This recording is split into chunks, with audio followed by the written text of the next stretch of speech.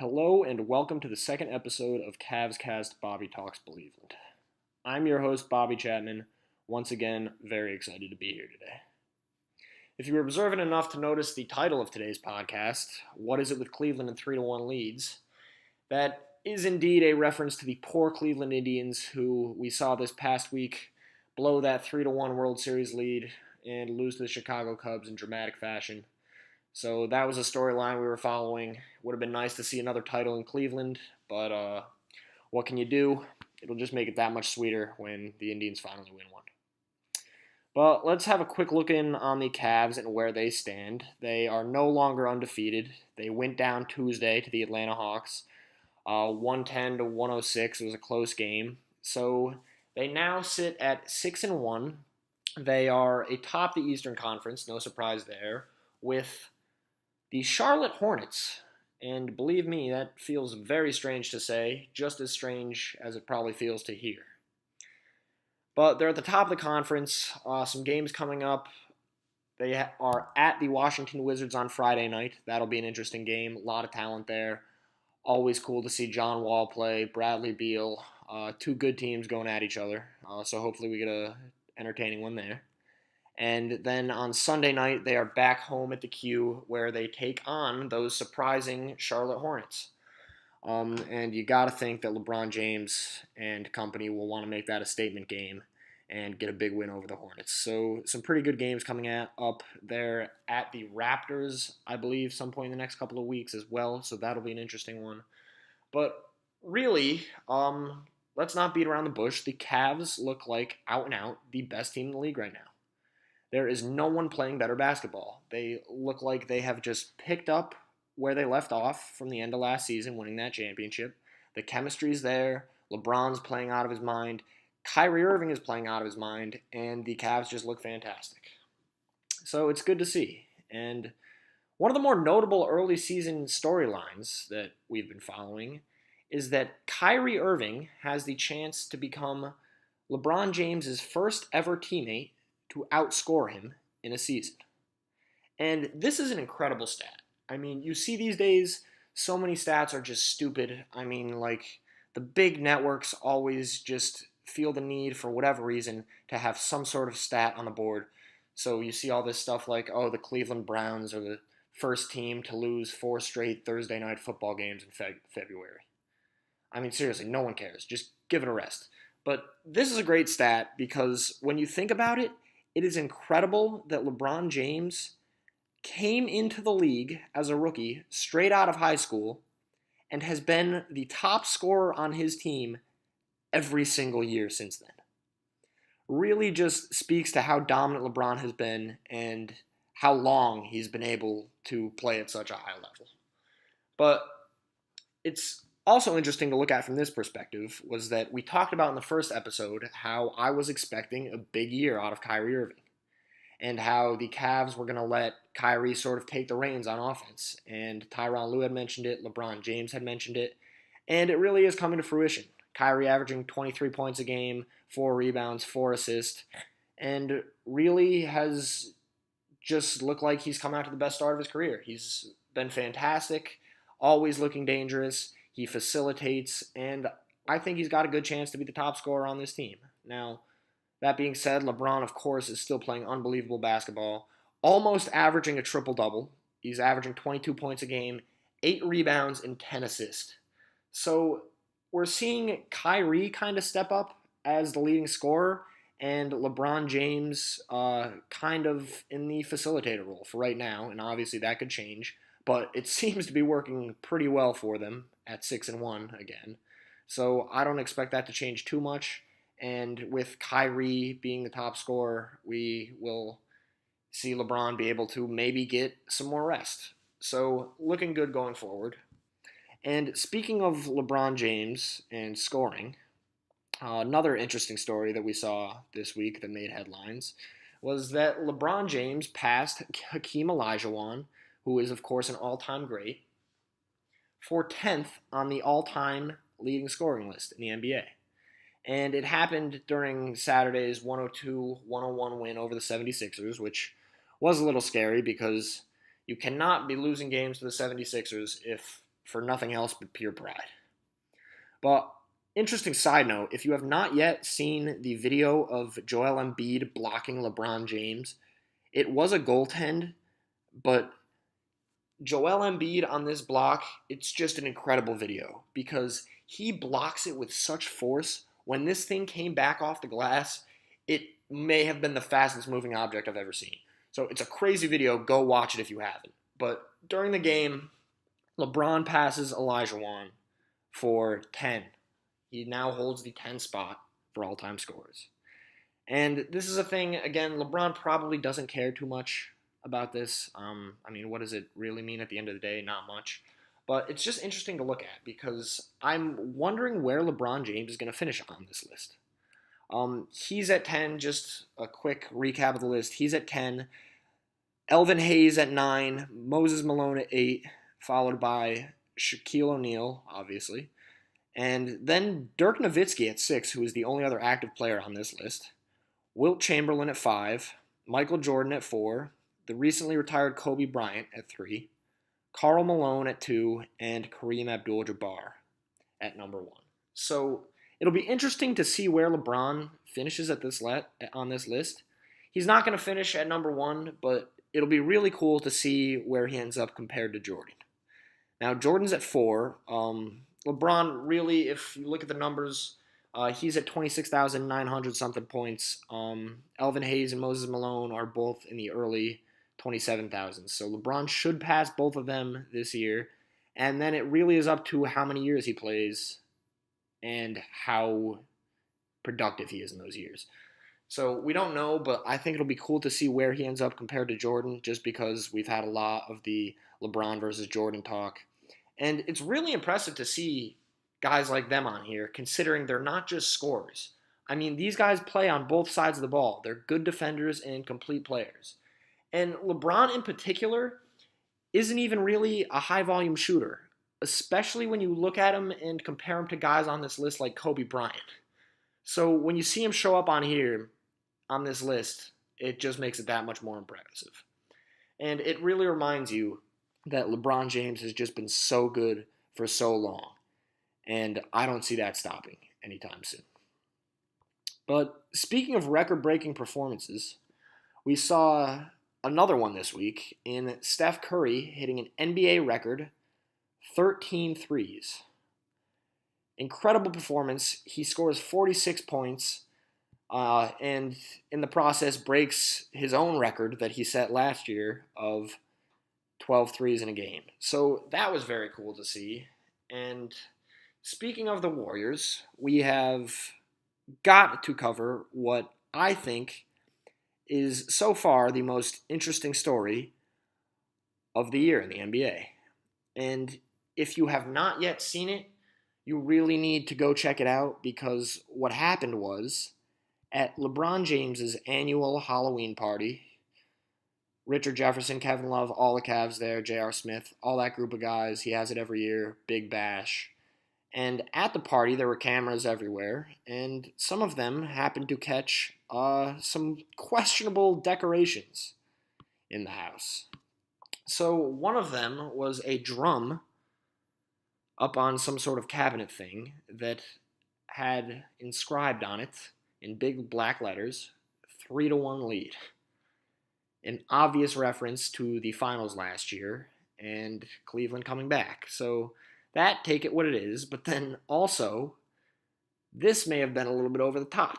There were also 2 cookies in the shape of tombstones that were caught by cameras with the names of Klay Thompson and Steph Curry on them, listing death dates in 2015. So my first reaction to this, obviously LeBron is poking fun at the Warriors. And my first reaction was, what in God's name is LeBron James doing? Why poke a sleeping giant? I mean, here you have a team that is by far the biggest obstacle between you and another championship. And a team that really has the potential to be the best NBA team of all time. That being said, they clearly have not hit their stride yet. They still have a lot of work to do to figure things out, before they can get this group of guys to play up to their potential. And it's not going to happen immediately. They're not going to play at that all-time great level right away. But if you're LeBron James, why are you giving them added motivation to get to that level? It just doesn't seem smart to me. I mean, is he feeling a little overconfident? I don't know, because the Warriors have started off a little slow, but it really just didn't add up. But then I started to think about it a little bit, and the more I started to think that this was all a calculated move by LeBron.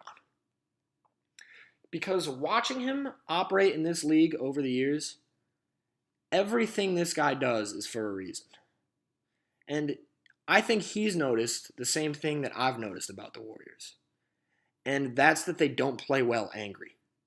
Not at all. I mean, it's not a Russell Westbrook situation where if you piss him off, he's going to get the ball and come down the court on the next possession and just break the rim throwing one down in your face.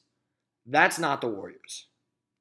Steph Curry, Klay Thompson, even Kevin Durant, they all seem to be at their best when they are calm and they are focused. And that's who they are. They're very composed players. When they get angry and distracted, they just play worse. And we saw in the finals last year LeBron taking advantage of this. When he made a play on Steph Curry, whether he blocked him, bumped him, whatever, he would give him a look or he would say something to him. And it seemed to work. It seemed to be effective because Steph Curry was not himself in those finals. He was not the two-time MVP and that year's unanimous MVP that we saw for so long. And I think it was because LeBron James got in Steph Curry's head a little bit. And that seems to work with these Warriors. It really does. Even Draymond Green, by no means is he a calm, composed player, but if you get in his head, he's not going to play better. He's just going to do something stupid. And we saw that in the finals as well, when Green ends up getting suspended for Game 5 because of too many technical fouls. And we saw LeBron James instigating Draymond Green. So I think LeBron James knows exactly what he's doing. And quite frankly, the Warriors are at their best, not only when they're calm, but when they're cocky and when they're complacent.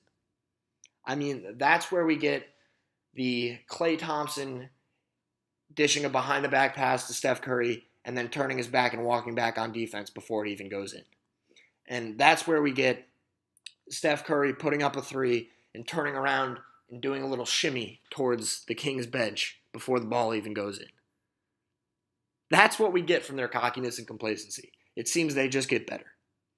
But as long as LeBron James keeps doing little stuff like this, reminding them of what happened last year, there's always going to be that little seed of doubt in the back of their mind. So while I was initially perplexed, I absolutely love this move from LeBron James. Because I think he's in Curry's head, and honestly, he should just try to stay there as long as possible. And the other reason I like to see this is that these teams absolutely hate each other.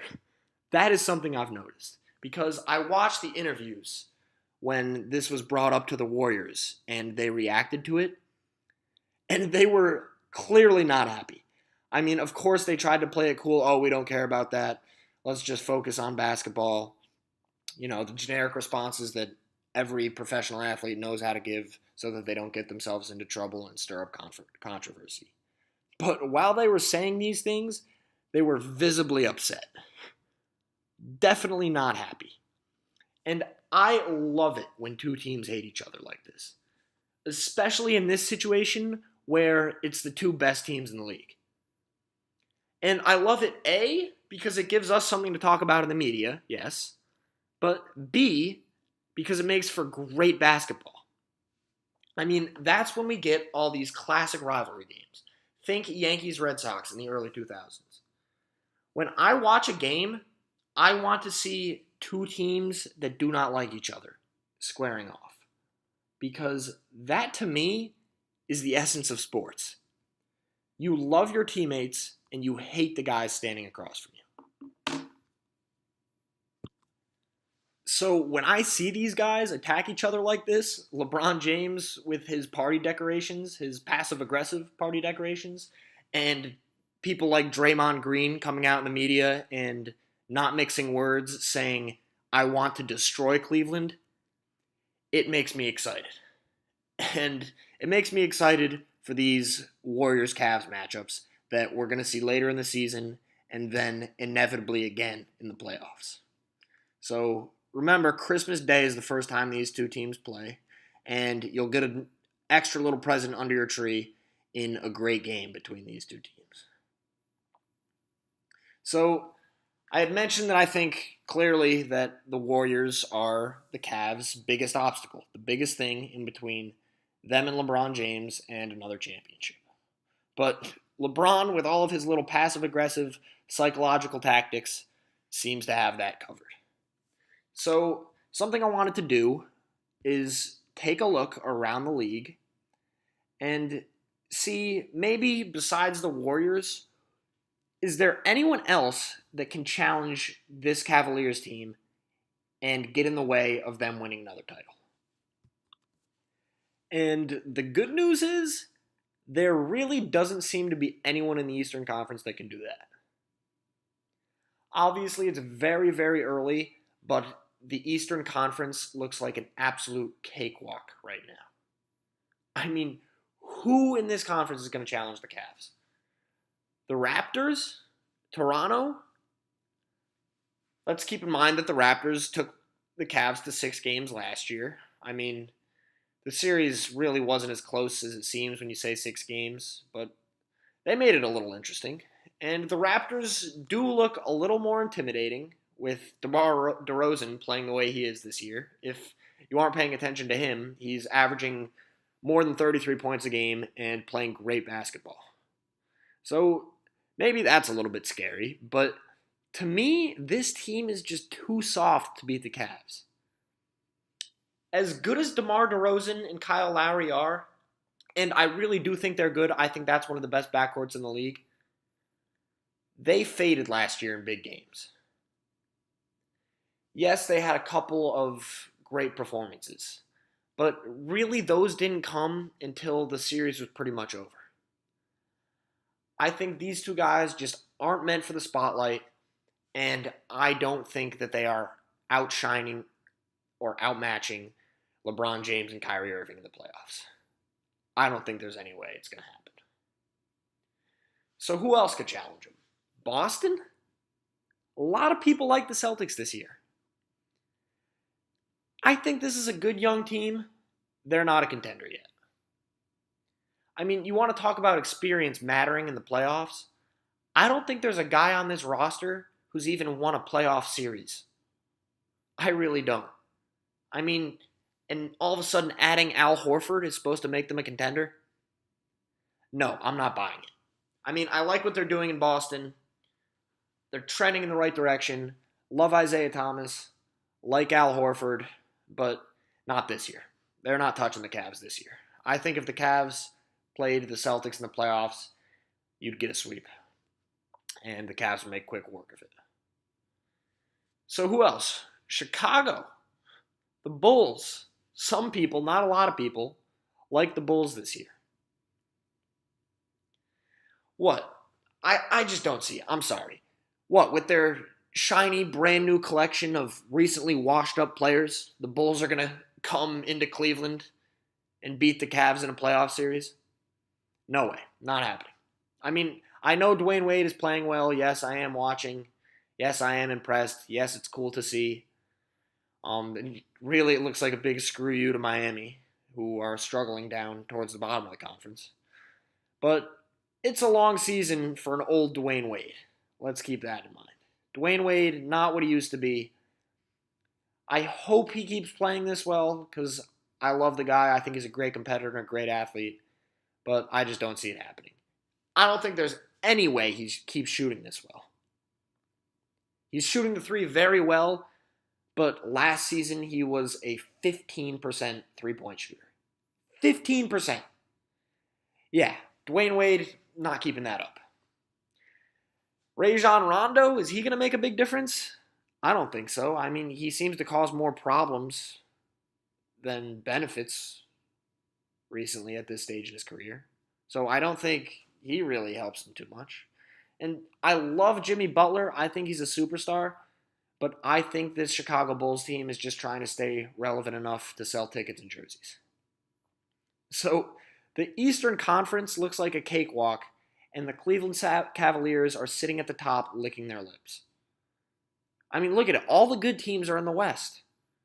Whoever comes out of the West is going to be banged up, is going to be exhausted from having to play 6 and 7 game series against some of the best teams in the league. And I think they're going to meet a Cavs team in the finals that didn't even have to break a sweat in the Eastern Conference playoffs. Cleveland fans should be very excited. I know I am. But that being said, we do know that we are going to get a good team out of the West. Rest assured, we will get a good team. It's a great conference top to bottom. Whoever makes it out of those playoffs, it's going to have to be a great team. But who's it going to be? I mean, we've talked time and time again, the obvious choice is the Warriors. But the question with them becomes, when will they click? I think that this team is a ticking time bomb, and we never know when they're just going to explode into one of the best teams we've ever seen. But who knows? It might take more than just this season. It really might. It took LeBron James more than a season in Miami. His first year in Miami, they lost in the finals to the Dallas Mavericks and Dirk Nowitzki. People tend to forget about that sometimes. But when these super teams come together, it takes a while to figure it out. But if not the Warriors, then who? The Spurs? I think this is the third team in a 3-horse race. That's what I think. You can never count the San Antonio Spurs out. They always have a chance to win the title. Greg Popovich, one of the best coaches of all time. Kawhi Leonard, a top 5 player in this league. And LaMarcus Aldridge, who is one of the most underrated, or if you prefer, overlooked players in this league. That's a great team in San Antonio. Let's not forget what they did to the Warriors week 1. That's experience. That's playing together for a very long time. And that is a great system that can be compared to Bill Belichick and the New England Patriots. People just step up and play for them. They really do. So don't count the Spurs out. They always have a chance. Yes, they're going to be overshadowed all year by the Cavs and the Warriors, but don't forget about this team. When the playoffs roll around, they will be a tough out for anybody. Who else in the West? People want to talk about the Thunder a little bit. Is Russell Westbrook good enough to carry this team into the playoffs and maybe make a run at it? I don't think so. Honestly, I wouldn't be surprised if the Thunder don't make the playoffs. If you remember 2 years ago when Kevin Durant went down with that injury for most of the season, Russell Westbrook was almost averaging a triple-double, but the Thunder failed to make the playoffs. And I wouldn't be surprised if that same exact thing happened again. Who else? The Clippers? To me, the Los Angeles Clippers, while they've enjoyed some success recently, and certainly are a long way from where they were 5-6 years ago when they were the worst team in the league, but to me, they've almost become the definition of insanity, where they try the same thing over and over again, year after year, and expect a different result. They don't change much. I mean, they have that nucleus that they love, and they just stick with it. And it's a good nucleus, it is. I mean, Doc Rivers is a great coach. Chris Paul has always been a great player, part of the Banana Boat crew with LeBron James, Dwayne Wade, Carmelo Anthony. Always been a great player, very consistent. Blake Griffin, who's a very exciting player and has really developed his game a lot over the years. Remember when he came into the league, he was really, all he could do was dunk the basketball. And DeAndre Jordan, who is one of the best centers in the league. I mean, centers aren't as good as they used to be, but DeAndre Jordan's a very solid player. That's a good nucleus. That's a good group of guys. I just don't think it's a championship nucleus. I really don't. I think you match those guys up against the LeBron Jameses, the Kyrie Irvings, the Steph Currys, the Kevin Durants, even the Russell Westbrooks in the playoffs, I don't think they stand a chance. I think they just pale in comparison to those bigger superstars. And you can make the argument that they've never been able to stay healthy in the playoffs. That's fair. If they do, who knows? Maybe they can make a run at a ring. but I don't think it's likely. So what is likely? What I see happening, what my prediction is for this season, is that the Cavs breeze through the Eastern Conference, and I think they meet a Warriors team in the finals who is starting to figure things out, but is not quite there. And I think the Cavs repeat as champions. I really do. I think the Cavs are going to get another one. For whatever reason, I just think the Warriors have far too much to figure out with Kevin Durant coming in. And I don't think they'll be able to do it in just one season. Next year will be a different story, but my official prediction is that the Cavs win another championship over these Warriors. So that's about all the time we have for today. Once again, this has been Cavs Cast, Bobby Talks Believeland. Our next episode should be coming this weekend, and for this one I will be bringing on a co-host, so look forward to that. Thank you for listening. I'm Bobby Chapman. Great to be here.